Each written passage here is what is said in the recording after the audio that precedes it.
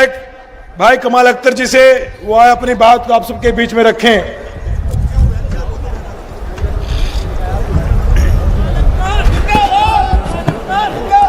इस मीटिंग के सदर साहब, आपके हरदिल अजीज नेता, 6 बार विधायक बड़े भाई महबूब अली साहब, कांग्रेस पार्टी के प्रदेश अध्यक्ष अजय राय जी, राशिद अलवी साहब, जावेद आबदी साहब, समरपाल सिंह जी, हाजी शब्बन साहब, जगराम सिंह जी, भाई चंद्रपाल सैनी साहब, नाम लूंगा तो मेरा पूरा टाइम चला जाएगा। जरा समाजवादी पार्टी वाले हाथ उठाओ, खड़े हो गए तादाद में, हाथ उठाओ समाजवादी। अरे ठीक है, रख दो, नीचे रख दो। अब जोरदार ताली बजाओ, ताली जोरदार। महबूब भाई, ये अस्पताल बंद करा दो, क्योंकि आज अमरोहा के अंदर नजला, जुकाम, बुखार, खांसी सब गायब होने वाला है।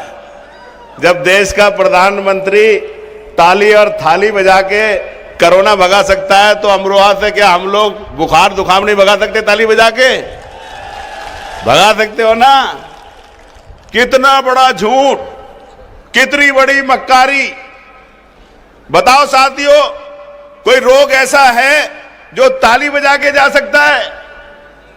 लेकिन साथियों, ये गलती उन लोगों की नहीं है, ये गलती हम लोगों की है कि हम लोग हिंदू, मुसलमान, सिख, ईसाई के नाम पर बंटते रहे और हम लोगों ने नफरत फैलाने वाले लोगों को इस देश की लगाम दे दी।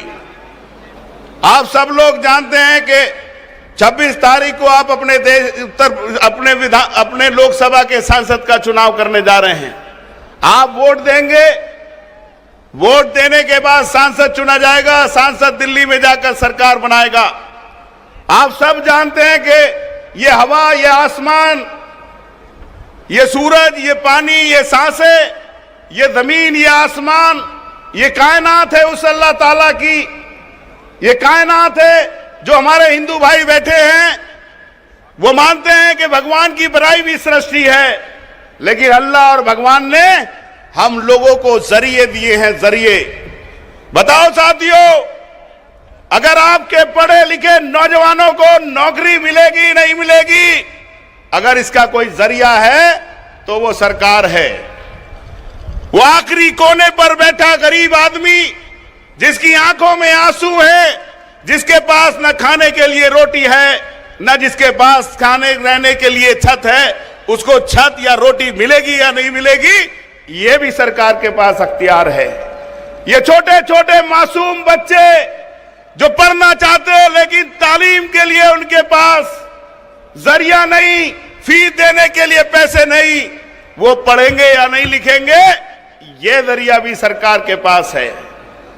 वो किसान जो जमीन का सीना चीरकर 2 वक्त की रोटी रोजी,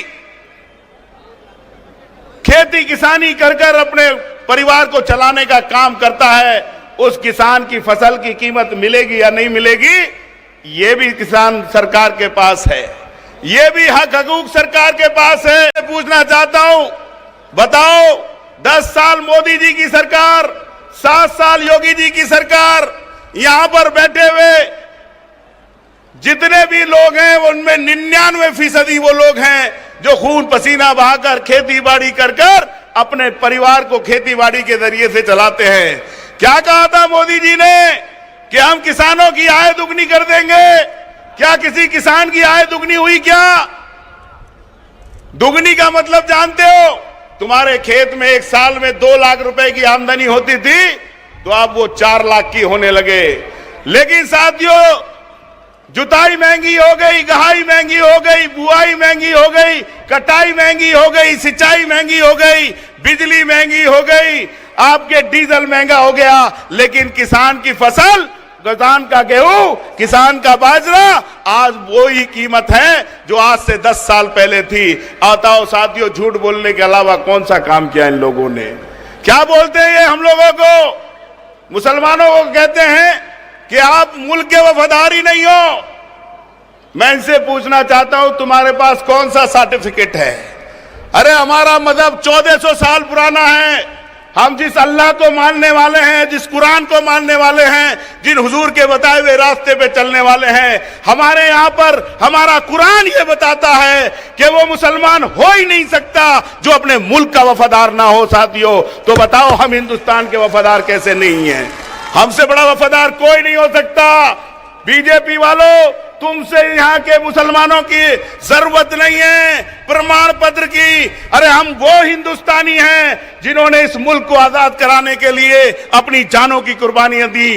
जाओ, जाकर वीर अब्दुल हमीद ने साबित कर दिया, अशफाक उल्लाह ने साबित किया।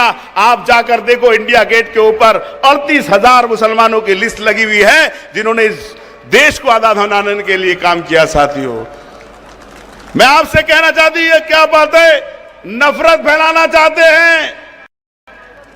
ये मालिक है क्या इनके बाप का हिंदुस्तान है? ये हिंदुस्तान वो हिंदुस्तान है जिसमें हमारे बुजुर्गों की मेहनत का, हमारे बुजुर्गों की कुर्बानियों का इस मिट्टी में खून मिला हुआ है। साथियों, याद करो, जब हिंदुस्तान पाकिस्तान का बंटवारा हो रहा था तो क्या कहा था मौलाना अबुल कलाम आजाद ने? जब लोग जा रहे थे पाकिस्तान की तरफ और हिंदू भाई आ रहे थे हिंदुस्तान की तरफ, उन्होंने कहा था कि कहां जा रहे हो मुसलमान भाइयों अपने इन कब्रिस्तानों को छोड़कर? कहां जा रहे हो अपनी जमा मस्जिद, कुतुब मीनार, अपने लाल किले को छोड़कर? कहां जा रहे हो हजरत निजामुद्दीन औलिया और अजमेर शरीफ की दरगाह को छोड़कर? और ठोकर मारी थी हम लोगों ने पाकिस्तान को और अपनाने का काम किया था अपने इस हिंदुस्तान को। हम वो मुसलमान हैं। साथियों, मैं आपसे कहना चाहता हूं साथियों, यह चुनाव दानिश अली का चुनाव नहीं है, यह चुनाव कमाल अख्तर का चुनाव नहीं है, यह चुनाव राहुल गांधी और अखिलेश यादव का चुनाव है। साथियों, यह चुनाव उन नफरतों को मिटाने का चुनाव है जिन्होंने हम लोगों को हिंदू मुसलमान के अंदर बांट दिया। यह उन नफरतों का चुनाव है जो हमारी शक्ल देखकर, हमारी टोपी देखकर, हमारा लिबास देखकर यहां पर सहूलियतें तय करते हैं। याद रखना साथियों, अगर आज भी नहीं बदले, आज भी नहीं जागे, तो मैं आपसे दावे के साथ कह सकता हूं कि हो सकता है कल आपको कब्रिस्तान में कब्र खोदने के लिए भी इजाजत मांगनी पड़े, हो सकता है आपको नमाज के लिए भी इजाजत मांगनी पड़े, हो सकता है पूजा करने के लिए भी इजाजत मांगनी पड़े, हो सकता है आपको जागरण कराने के लिए भी इजाजत मांगनी पड़े। बताओ साथियों, दानिश अली को जिताओगे या नहीं जिताओगे? मैं आपसे यही अपील करने आया हूं कि आप सारे के सारे साथी, समय कम है, टाइम कम है, हो सकता है उम्मीदवार आप लोगों के बीच में नहीं आए। और कमाल अख्तर, दानिश अली कोई फरिश्ते नहीं है, इंसान है और गलतियां इंसान से होती हैं। आपसे कमाल अख्तर ये कहकर जाता है, अगर कमाल अख्तर या दानिश अली से कोई गलती हो तो उस गलती को खुदा के लिए माफ कर कर आज से एक एक भाई, एक एक नौजवान, एक एक बुजुर्ग लग जाना, जाकर गली गली, कूचे कूचे और दानिश अली के पंजे के निशान पर मोहर लगा देना। आपका बहुत बहुत शुक्रिया। समाजवादी पार्टी जिंदाबाद, अखिलेश यादव जिंदाबाद, हिंदुस्तान।